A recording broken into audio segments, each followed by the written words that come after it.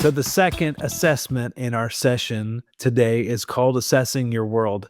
It's connected to the ideal of people of peace, with the basic idea here that God puts you in your world on purpose so that you can be a person who is sowing and joining Him right where He's placed you.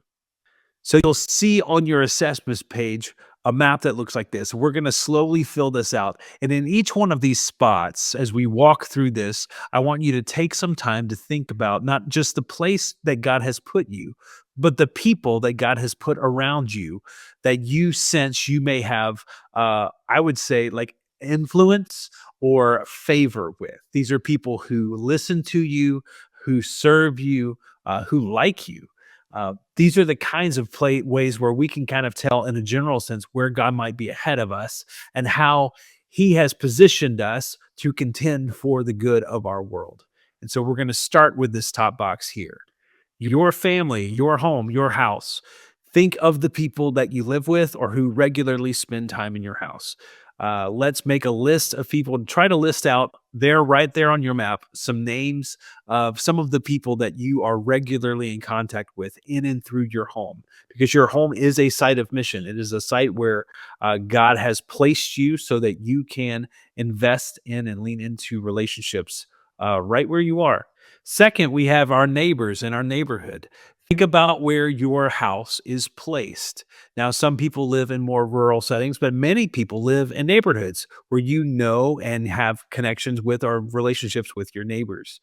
If you are in a neighborhood or are connected with some of the people that live around you, just name some of them, write some of their names, some of their families, even if you don't know names. The people in that blue house, we wave at each other. Name some of the people that are a part of your world where God has placed you. Third, we want to look at your workplace.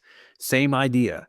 Write down some of the people that you work with, particularly ones that you have a heart for or that you have favor with, or maybe God's given you a desire to invest in them or to have spiritual conversation with them, however you want to look at it. Name some of the people there that you are working with that might be a part of how you might bless your world in this next season. Fourth is your hobbies. How do you spend your time? And who do you spend time with as you do it? Think about the places where these hobbies maybe take place. So let's say you play golf, you would be at the golf course. Who are some of the people that you're connected with in and through that hobby? List some of those names and some of those people. Fifth is your church. Yes, Orchard Hill or whatever church you go to. That is a place where God has put you on purpose. Who are some of the people that you serve alongside or you serve in week in and week out? People that you're connected to, relationships that you're building through the community of faith that you want to be more intentional with in this next season. Some of your favorite places. This could also be what you consider like a third space, a place where you just hang out. So this could be a coffee shop like Speakeasy. This could be a bar. This could be any number of places where you just spend time with others. List some of the people that you see there, you know there, you've built relationships where some of those intentional spaces might be places where you could be more purposeful in this next season. School. Yes, we have a lot of people who are students in lots of different capacities, but school is another place where you are there and God has put you there on purpose. So, who are some of the people in your school setting that you love, that you are invested in, that you want to build a deeper relationship with, that you want to be more intentional with in this next season? And lastly, list any other spaces that don't fit any of those categories, but that are part of the way that you spend your time and energy and resources. And who are some of the people that you know and are connected with through those spaces?